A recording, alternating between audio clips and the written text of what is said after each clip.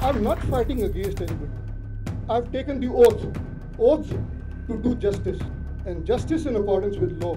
Chief justice Pakistan Mian Saqib Nisar ने वकला को अपना सिपाही करार दे दिया। इस्लामाबाद हाई कोर्ट की तकरीब से खिताब में उनका कहना था कि बेहतरीन मुआशरे के लिए मुल्क में कानून की हुक्मरानी कायम करना होगी।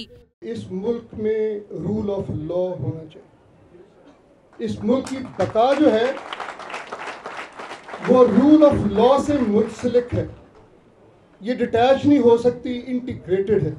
चीफ जस्टिस का कहना था कि उनकी किसी से मुखासमत या मुखालफत नहीं, वो सिर्फ कानून के मुताबिक काम कर रहे हैं। I'm not fighting against anybody.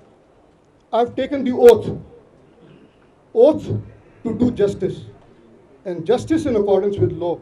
Chief justice ने आसमा जहांगीर को भी खराज तहसीन पेश किया और वकला के जायज मुतालबात पूरे करने की यकीन दहानी भी कराई। Vision, wisdom.